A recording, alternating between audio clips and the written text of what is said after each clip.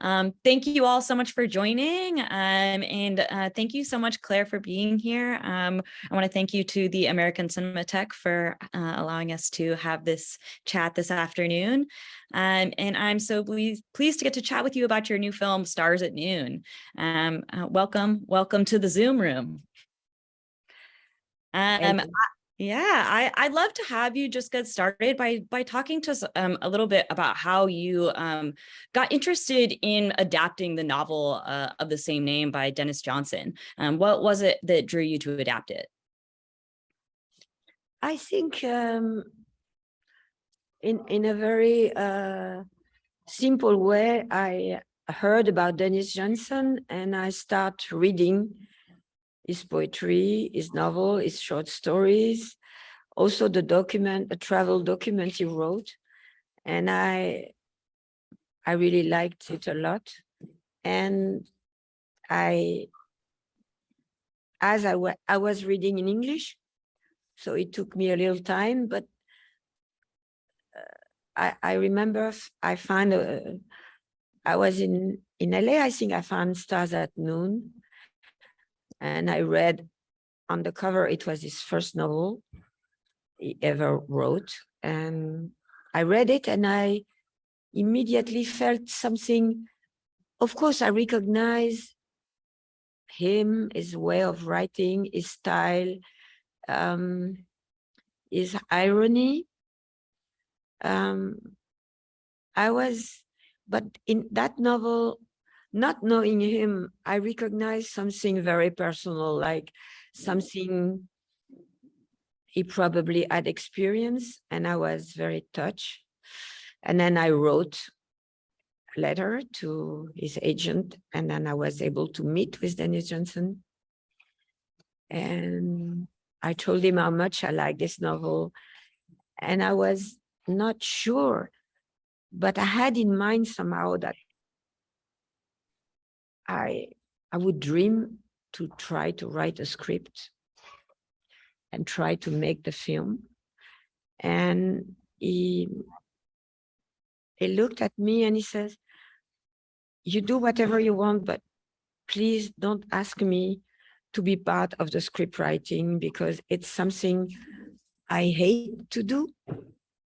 I would never do again," because he then explained to me, he did a scripted version of Stars at Noon for HBO, I think.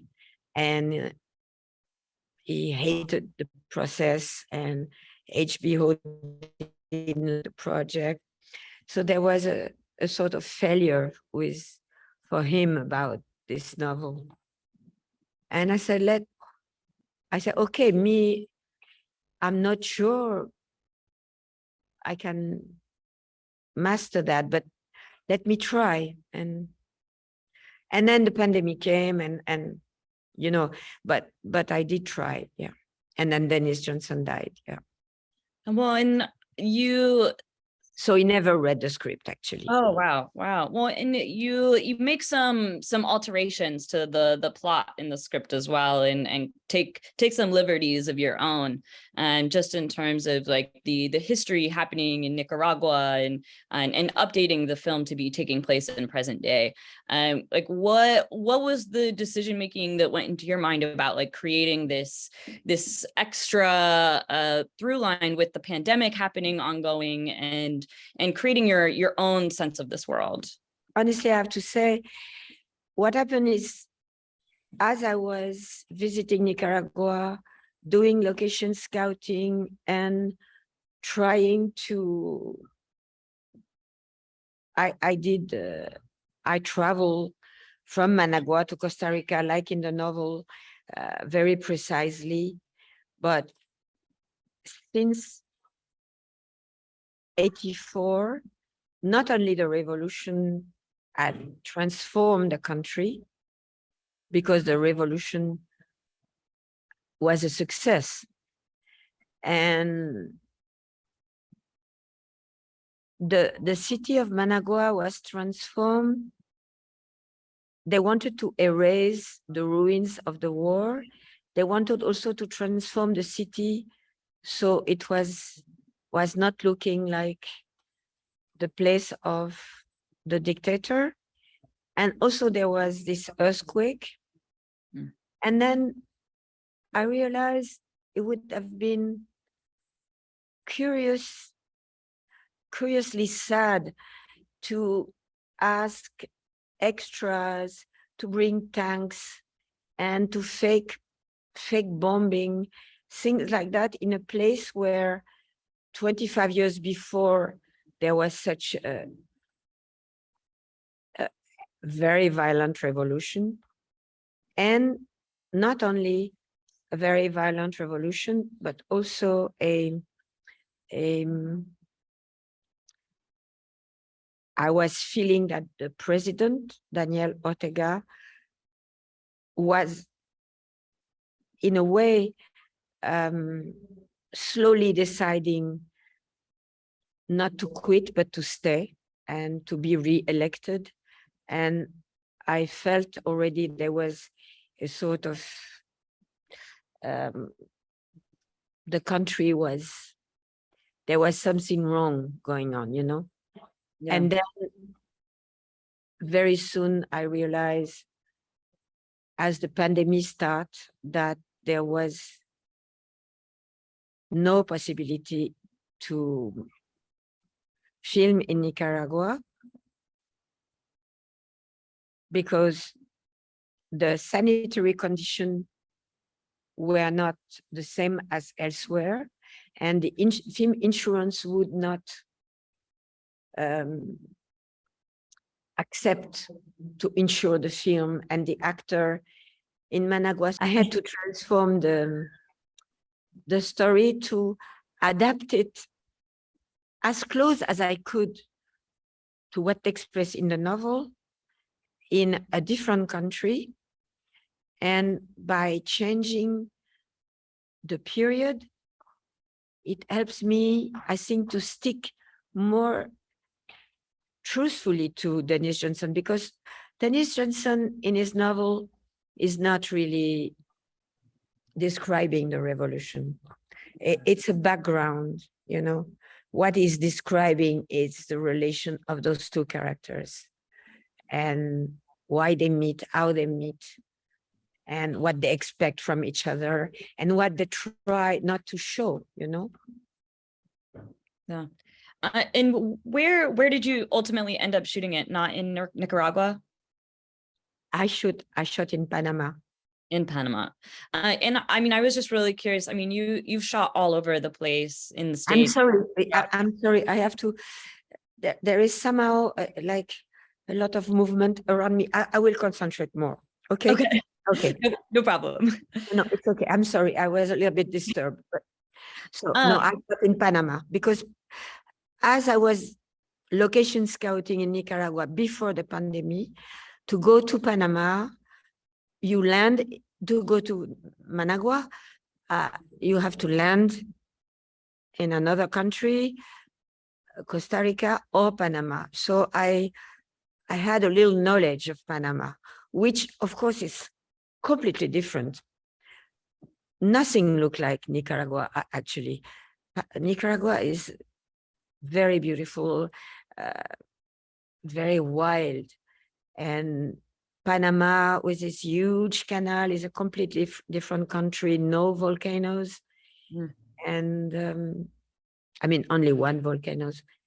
So I had to adapt myself, but to keep the center on what the novel meant to me and what Denis Johnson expressed in the novel. He is not so interested in the volcanoes and the Civil War, in a way. He is interested in the atmosphere surrounding the character. So I tried to do the same as I could. And I think that you feel, and that's why I used the pandemic as part of it, because the pandemic was everywhere. And I feel like you can see some of that story visually that you're saying, about not really seeing some of like the richness of the beauty of the volcanoes throughout of it. Like through it, a lot of the entire first half of the movie, there's this real sterile sparseness to a lot of the lighting and design through these motels and like modern type places. Like, was there a conversation that you had with Eric Gauthier like about this color story that you wanted to tell throughout the course of the film? I had it first with the art director. Yeah. After because I showed the art director the location. We did location scouting in Panama together. The art director never went to Nicaragua, so I had to translate for him. And then after that, I showed location to Eric Gauthier. We decide on scope, and I could not say we decide on the weather because the rain was a must in Panama. It's raining every day. Yeah. And the intense color was something, of course, it's not a cold, it's a warm, it's even not even tropical, it's equatorial, you know. Mm. It's very special. Yeah. I think you also use framing so specifically throughout the film, and I feel like you also use framing so specifically throughout the film, and that you keep so much at a distance, which I feel like is very reflective of Trisha's character. And I'm curious if you see her as somebody like who, in that distance, you see her as somebody that's a player, just like everybody else in the film, like these two men, or do you see her as someone who's a survivor trying to stay alive and doing what she needs to do? She's a survivor. Yeah. And she's playing some part for the people she wants. She's asking for help, I think. But the framing, you mentioned the framing at a distance.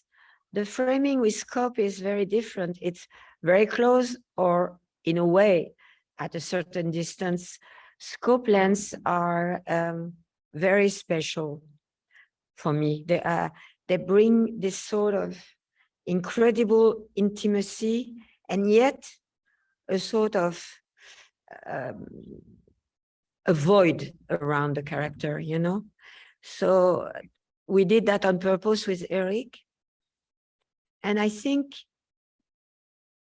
it was important because in the novel, the character of Trish is on the first person. It's the person who tells the story, Mm-hmm. And in the film, it's not. In the novel, she is the one who says, I speak, I do this, I do that, And I thought Margaret Qualley's performance was really exceptional. Just so vulnerable in those tight spaces, but also very chaotic and really grand at certain moments. What was your process for getting her on board and for collaborating with her to find her space? No process. She was on board as soon as we met, Margaret is, she understood me, I understood her, and it was like a partnership, I think it was a very tactile relation, a very intimate relation between me and Margaret. I think she was guessing everything I wanted. There's just so much intimacy within the film, even despite her character keeping a distance from everybody around her. you do such an incredible job always with these intimate moments and sex scenes. Like I love the moments where like legs are just flopping over the other person. Like how do you how do you create that kind of intimacy between your actors and creating a space that feels comfortable for those moments to unfold? I think it's mostly something, those scenes we were for Joe, Margaret, Eric Gauthier, and me, you know. It's a sort of balance between what we want, what they want. I mean, it's something without words, you know. It's a sort of way to express it. When you mention the leg balancing, the leg, it's the scene in that small blue motel Azul, when she is drunk and is shaking her because she's completely drunk, you know. So Margaret is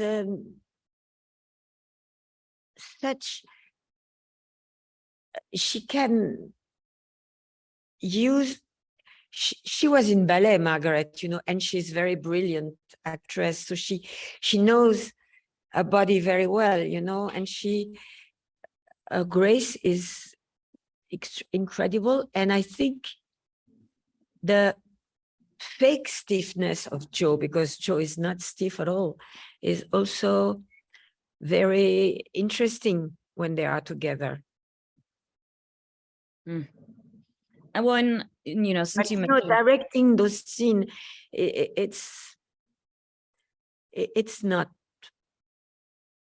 the way I work. It's something we share, so it's not very mysterious or difficult. Yeah. When you have a great supporting cast in the film with Joe Alwyn and Benny Safdie and Danny Ramirez as well.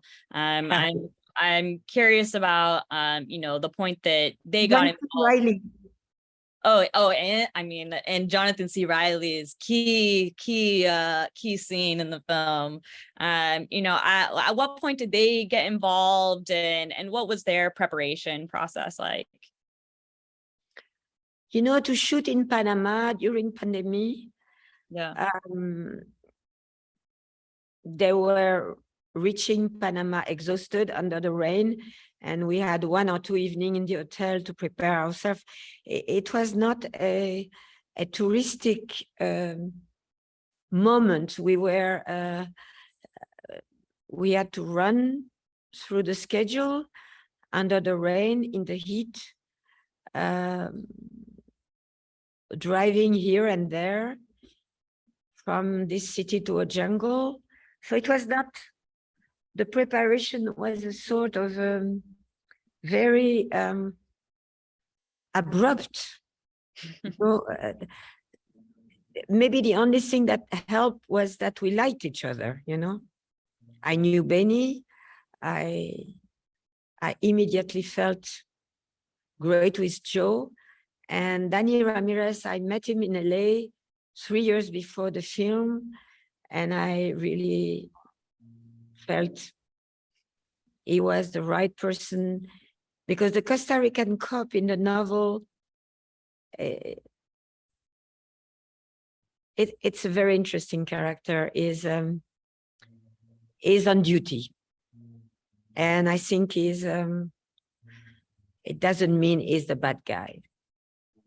Same with the CIA man.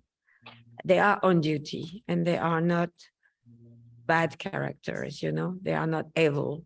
I wanted people I liked, you know. Like the Panamanian, all the Panamanian actors I work with were also very important for us. Yeah, I was going to ask about the cooperation and the support you got from the local community in Panama. Like, what was your process of finding local talent, working with Panamanian crew? I had been invited in the Panama Film Festival a long time ago, and I met Pituca Elbron, who is also a film director and who is organizing this festival every year. And I tell her, would you like to help us with the production? And she did. And she was great. And the crew and the casting director, Panamanian casting director was great. I mean, it was great to work there. Yeah. And extremely warm and friendly and easy. One, just because of the subject nature of the film, I mean, did you have to get support from the Panamanian government or the Panamanian police to be able to be filming what you were capturing? Oh, the police, not only the police, you know, the pandemic was still on. So the film was controlled also for sanitary reasons, you know. We were tested, and when we were going to the jungle, of course, I mean, we were not like tourists, no. We were, yeah, of course, we had the permission. We were, of course, you could not shoot in a country and without a permission, you know. Yeah, and then I'm just curious what you make of Trish's relationship to Nicaragua and to Central America.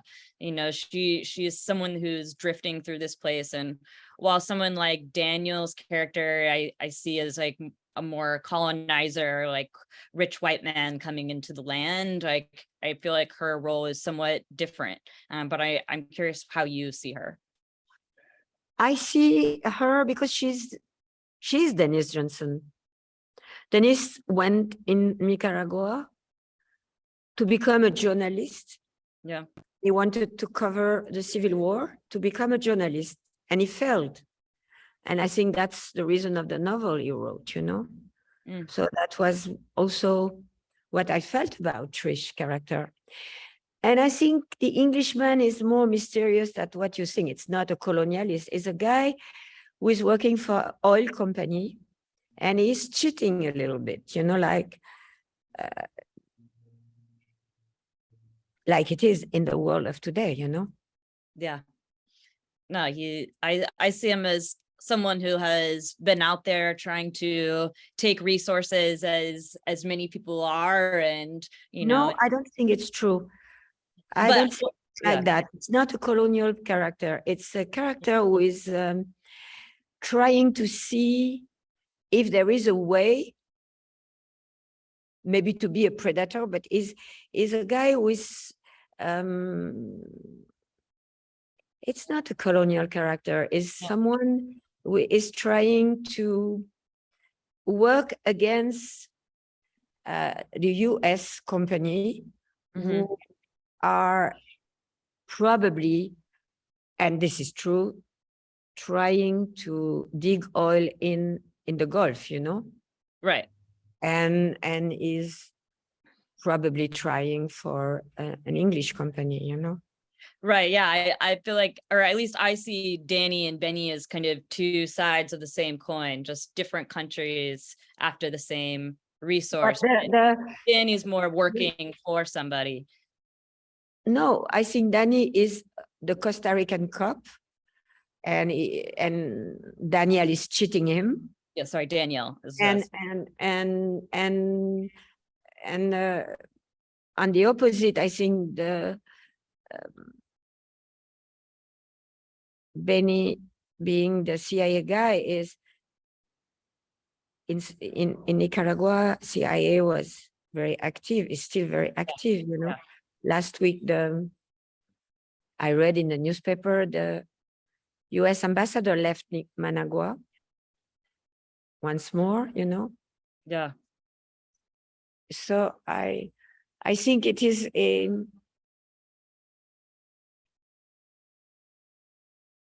and Costa Rica and US are very close, you know. Costa Rica is like the garden of USA. Yes. Traveling to Costa Rica, it's full of, it's like being in an American state. Well, and because I've done a fair amount of traveling through Central America, and Costa Rica really is the one place where you feel like you are in like almost a Disneyland of Central America. Exactly, exactly. As completely opposed to Nicaragua, which is exactly the opposite, you know? Yes, no, you are just in a rural, tropical dirt road for a lot of the time. I mean, the Sandinist made something so incredible that, of course, it changed a lot, you know? Yeah. No McDonald's, no Starbucks, you know? Well, and that's why I found kind of the starkness between some of the modern elements of the film being so like without color and being so drab, and then as soon as you enter the forest, you get that full richness of power of like what that forest really I'm feels sorry, like. I don't understand your question. I was just saying, like that's why I was so struck by how little color and how stark. You mean little color, not much color? Yeah, through the parts that are inside of the town, or like in the city, like in the hotels, like in It like, start with the red tree. well, just like in like the modern hotels is very like Ah, blue and cold, and you go back out into the forest and you get more of a richness that I really yeah. enjoyed. This is a little bit like in Nicaragua. Yeah. The big hotel Denis Johnson described, where she meets the Englishman, it's also from the 60s. It's a sort of pyramid. So it's a little bit same style. And of course, as soon as you go, yeah, I mean, I would not think the film is colorless. I don't see a colorless film when I think about it. I No, think no, the opposite. definitely not. Yeah, definitely It not has color. sort of a, it's like not a color, it's a hue. It's like the hue of the equatorial sky, you know? I Mhm. don't think it doesn't look like here or in my own country. Yeah. The color are different. Well, not to totally pivot, but I know we are running short on time, and I had one other thing that I wanted to mention, that I feel like the score is But one thing. I'm troubled by your question about color. I don't understand it. No, what I'm trying to, I don't feel like it's colorless. I feel like No, but even maybe you feel it's colorless or not, but I don't understand your question. That's what I meant. Oh, I'm saying that there is like a sort of a blue tone, like a cold tone when we're in the city, and like a warmer tone once we leave the city. And The they, difference is between his hotel room and yeah, her motel. yeah, That's where the difference is. yes, no, absolutely, yes. Like it's like his like intercontinental like cold hotel, and her like, Yeah. And her yeah, motel is full of colors and yes, yeah. yes, absolutely. And Uh, it's downtown. It's a well, downtown motel. and one there's something more rich to, I think, the life and like the realness of like that is like the reality It's of the like a people downtown place, you know, where people live.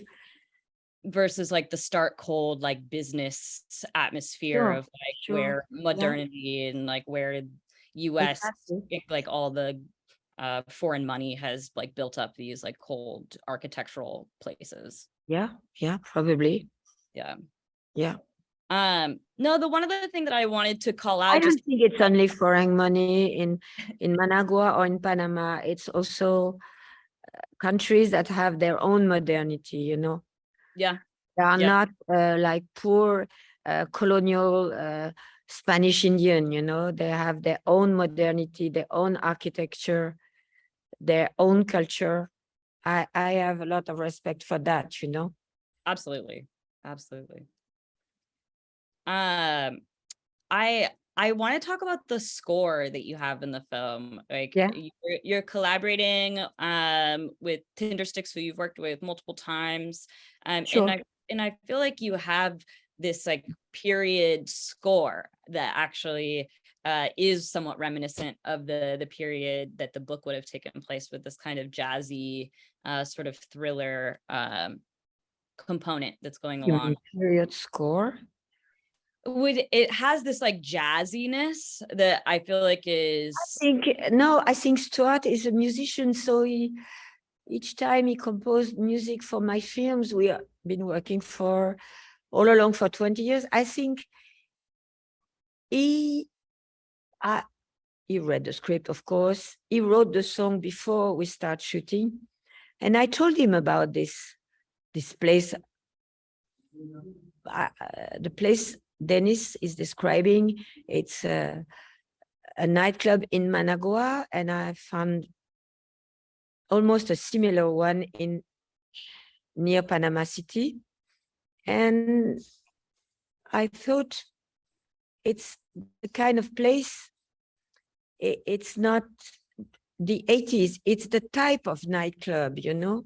It's not a period music, it's moody music. Yeah. I think.